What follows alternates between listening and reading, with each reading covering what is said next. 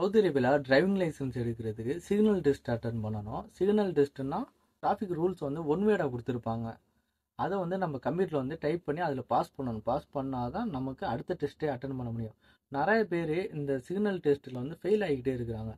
அந்த சிக்னல் டெஸ்ட்டில் எப்படி ரொம்ப ஈஸியாக பாஸ் பண்ணுறது, இதை தான் நான் உங்களுக்கு சொல்லித்தர போகிறேன்.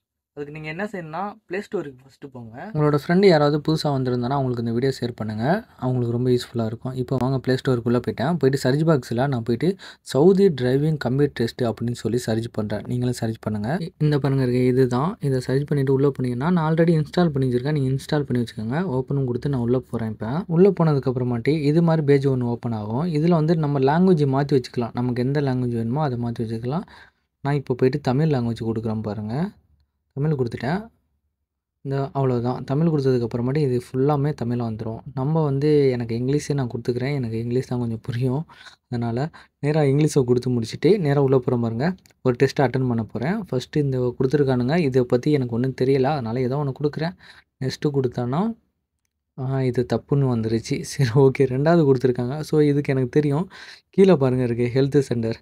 ஓகே அப்படின்னு சொல்லிட்டு நான் அதை ப்ரைமரி ஹெல்த் சென்டர் கொடுத்தேன். பாஸ் ஆகிட்டேன். அவ்வளோதான். அடுத்து நெக்ஸ்ட்டு வந்துட்டு மினிமம் ஸ்பீடு கேட்டிருக்காங்க. ஆமாம், எஸ்ன்னு சொல்லியிருக்கேன். ஸோ நான் எஸ் கொடுக்குறேன். இப்போ எஸ் கொடுத்தேன்னா அந்த பாருங்கள், அவ்வளோதாங்க. இது மாதிரி தான். ஸோ உங்களுக்கு தெரியாத வந்து இதிலே முன் அட்வான்ஸாக வந்துட்டு ட்ரை பண்ணிக்கிட்டு இதில் கற்றுக்கிட்டு அதுக்கப்புறம் டிரைவிங் ஸ்கூலுக்கு போங்க. ரொம்ப ஈஸியாக இருக்கும். இந்த வீடியோ பிடிச்சிருந்துச்சுன்னா லைக் பண்ணுங்கள். வேறு ஏதாவது வேணால் கமெண்ட் பண்ணுங்கள். அடுத்த வீடியோவில் சந்திப்போம். ஓகே, பாய்.